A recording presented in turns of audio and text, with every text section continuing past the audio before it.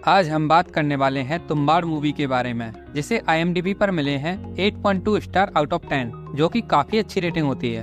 तो वीडियो में आगे बढ़ने से पहले चैनल को सब्सक्राइब करें, क्योंकि हम ऐसी वीडियोस लाते रहते हैं। मूवी की स्टार्टिंग में हम कहानी सुनते हैं, जिसमें बताया जाता है कि पूर्ति की देवी अंतहीन सोने और अनाज का प्रतीक है और ये पृथ्वी देवी की कोख है। जब ब्रह्मांड की शुरुआत हुई तो देवी ने इसी कोख से 16 करोड़ देवी देवताओं को जन्म दिया और देवी को सबसे ज्यादा प्यार था अपनी पहली संतान हस्तर से। लेकिन आज किसी भी वेद पुराण में हस्तर का नाम नहीं आता, क्योंकि हस्तर को देवी का सारा सोना और अनाज पाना था। उसने सोना तो मनमानी से उठा लिया, लेकिन जैसे ही वो अनाज की ओर बढ़ा, वैसे ही बाकी के देवताओं ने उस पर प्रहार करना शुरू कर दिया और देवताओं के हर वार से हस्तर तिनकों में बिखरता चला गया। इससे पहले कि हस्तर ब्रह्मांड की धूल में मिल जाता, देवी ने उसे बचा लिया। लेकिन उसे बचाने की एक शर्त थी। शर्त यह थी कि हस्तर कभी नहीं पुजेगा और उसका नाम हमेशा के लिए भुला दिया जाएगा। कई युग बीत गए और हस्तर अपनी माँ की कोख में सोता रहा। लेकिन कुछ साल पहले कुछ लोगों ने तुम्बाड़ में हस्तर का मंदिर बना दिया, जिससे सभी देवी देवता नाराज हो जाते हैं और तब से ही तुम्बाड़ में हमेशा बारिश होती रहती है।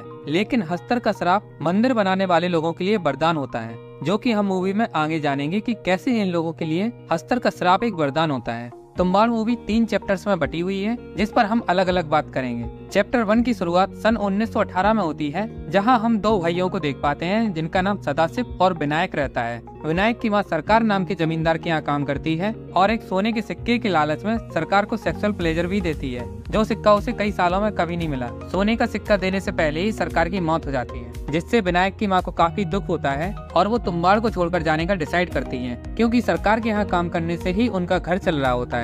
यहाँ विनायक बोलता है कि सरकार के मरने के बाद उसका बाड़ा तो हमारा ही हुआ, तो बाड़े का खजाना भी हमारा ही होगा। जिस पर उसकी माँ बोलती है कि सरकार पूरी जिंदगी उसमें खजाना ढूंढता रहा, लेकिन उसे कुछ नहीं मिला। ऊपर से उसे अपनी जमा पूंजी भी उसमें लगानी पड़ी। अब हम अगले दिन का सीन देखते हैं, जहाँ सदाशिव एक पेड़ पर बैठा रहता है। तभी उस पेड़ की डाल टूट जाती है और पत्थर पर सड़ लगने की वजह से उसका काफी खून बह रहा होता है। अब शाम को उनकी माँ सदाशिव को बाहर डॉक्टर के पास ले जाने के लिए निकल जाती हैं और दादी को खाना देने के लिए विनायक को बोल देती हैं और बताती हैं कि अगर दादी जाग जाएं तो बोलना है कि सो जा, वरना हस्तर आ जाएगा। अब हम आगे देखते हैं कि विनायक दादी को खाना खिलाने के लिए जाता है और हम यहाँ विनायक की दादी को देख पाते हैं, जो कि एक भयानक राक्षस जैसी लग रही थी और ऐसा लग रहा था कि वो कई सालों से इसी स्थिति में थी। यहाँ पर वो विनायक पर हमला भी कर देती हैं और उसे खाने वाली ही होती है। तभी विनायक को माँ की कही बात याद आ जाती है और वो तुरंत बोलता है कि दादी सो जा, वरना हस्तर आ जाएगा, और इतना कहते ही दादी सो जाती हैं। तभी विनायक की माँ वापस आ जाती हैं, जहाँ विनायक को पता चलता है कि रास्ते में ही सदाशिव की मौत हो गई थी।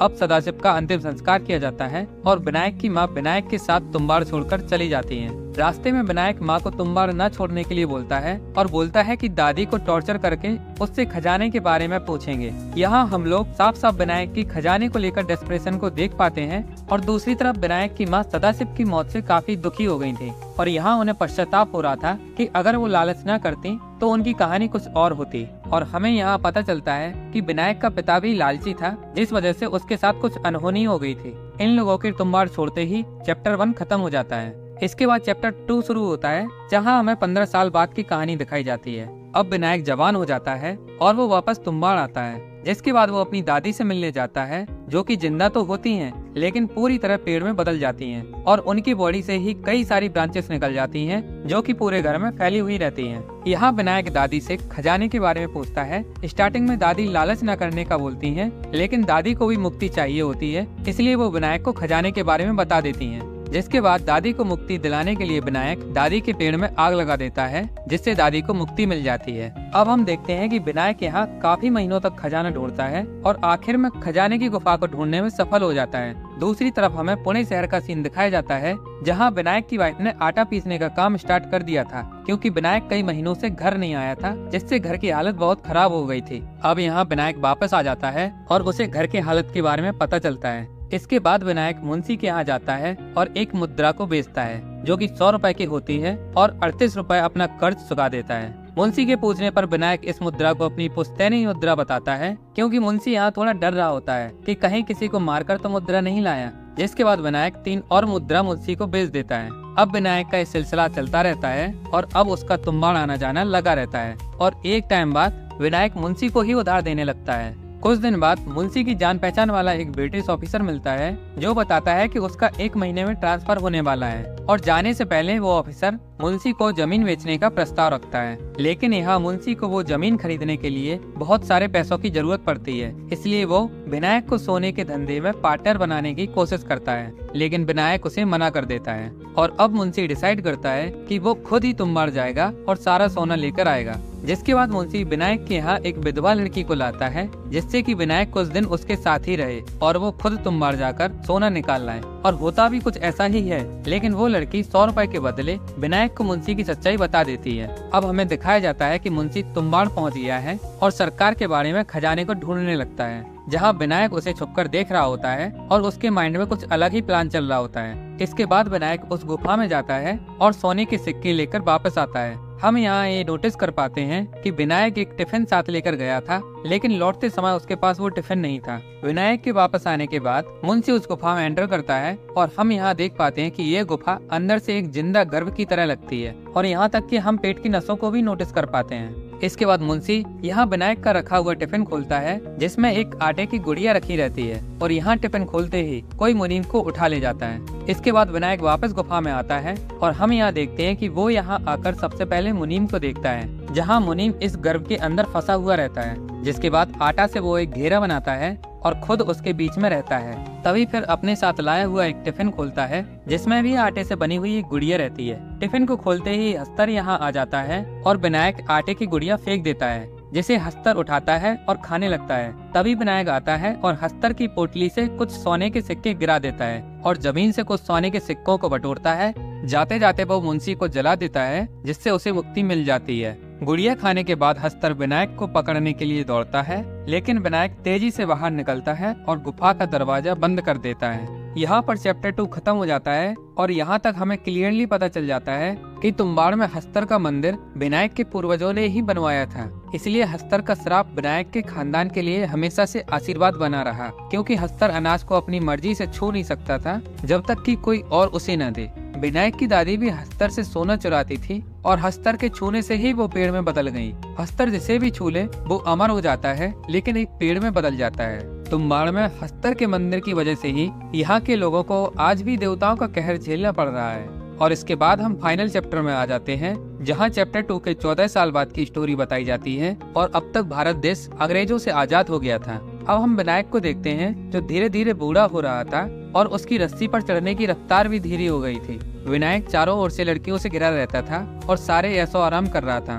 यहाँ तक कि उसकी पत्नी होने के बावजूद भी वो एक दूसरी लड़की को अपने घर पर रखता था। अब विनायक का बेटा बड़ा हो जाता है, लेकिन वो एक पैर से अपाहिज रहता है। विनायक उसको हर रोज तेजी से पैसे उठाने और रस्सी पर चढ़ने की ट्रेनिंग देता रहता है और वो चाहता है कि उसके बाद उसका बेटा अस्तर से सिक्के चुराता रहे। विनायक फुर्तीला न होने की वजह से काफी दिनों से गुफा में नहीं गया था और हमें ऐसा लगता है कि उसके पास पैसों की कमी भी पड़ने लगी थी। जिसके बाद वो एक दिन अपने बेटे को तुम्बाड़ ले जाने के लिए तैयार हो जाता है और अगले दिन ये लोग तुम्बाड़ के लिए निकल जाते हैं। रास्ते में विनायक का बेटा विनायक से काफी सारे क्वेश्चन करता है और विनायक हस्तर के बारे में पूरी स्टोरी सुनाता है। अब ये लोग तुम्बाड़ पहुंच जाते हैं, जहां पर बाड़े में विनायक अपने बेटे से हस्तर के लिए एक गुड़िया बनवाता है, लेकिन गुड़िया बनने के बाद वो उसे फेंक देता है, क्योंकि आज वो सिर्फ ट्रेनिंग के लिए आया होता है और वो नहीं चाहता कि गुड़िया देखकर हस्तर वहाँ आए। और यहाँ हमें पता चलता है कि विनायक हमेशा गुड़िया के अंदर कुछ कंकड़ भी डालता था, जिससे कि हस्तर को गुड़िया खाने में थोड़ा समय लगे,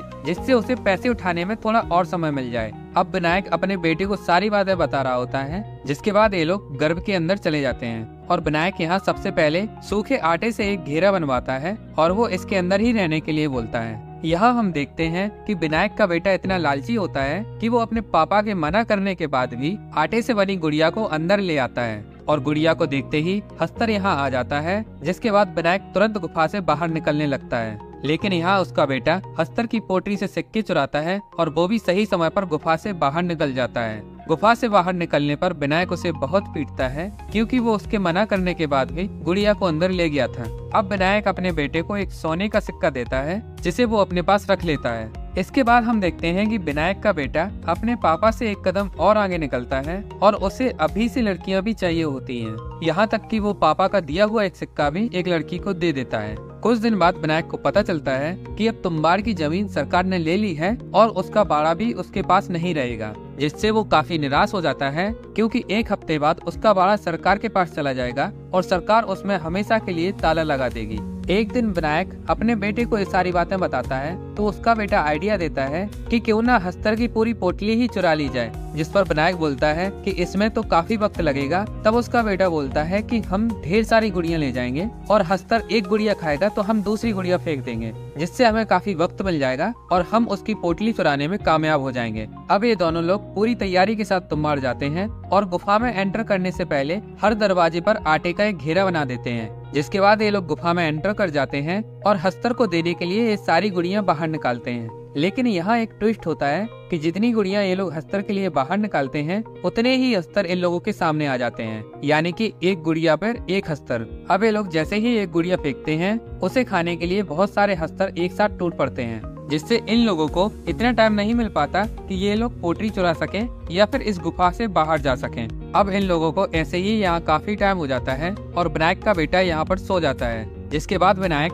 अपनी पूरी बॉडी पर आटे की गुड़िया बांध लेता है और रस्सी पर चढ़ने के लिए तैयार हो जाता है। तभी विनायक का बेटा जाग जाता है और अपने पापा को ऐसा करने के लिए काफी मना करता है, क्योंकि ऐसा करने से हस्तर उसे छू लेगा और विनायक को भी हस्तर का श्राप लग जाएगा। लेकिन विनायक यहाँ नहीं मानता और वो रस्सी से ऊपर की ओर जाने लगता है, जिससे सारे हस्तर उसके पीछे दौड़ते हैं। लेकिन विनायक ने गुफा में आने से पहले हर जगह आटा का घेरा बना रखा था, जिसकी वजह से सारे हस्तर खत्म हो जाते हैं। अब विनायक का बेटा गुफा से बाहर निकलता है तो वो देखता है कि हस्तर के छूने की वजह से उसके पिता अब शापित हो गए हैं, लेकिन विनायक हस्तर की पोटली चुराने में कामयाब हो जाता है। इसके बाद विनायक अपने बेटे को पोटली देने लगता है, लेकिन अब विनायक का बेटा वो पोटली नहीं लेता, क्योंकि वो लालच के परिणामों को समझ चुका होता है। यहाँ पर उसने अपने लालच की वजह से ही अपने पिता को खो दिया था और यहाँ तक कि वो इतनी छोटी सी एज में ही गलत राह पर चलने लगा था। यहाँ उसे काफी बुरा लगता है और वो हस्तर की पोटली नहीं लेता और अपने पिता को जलाकर उन्हें मुक्ति दे देता है।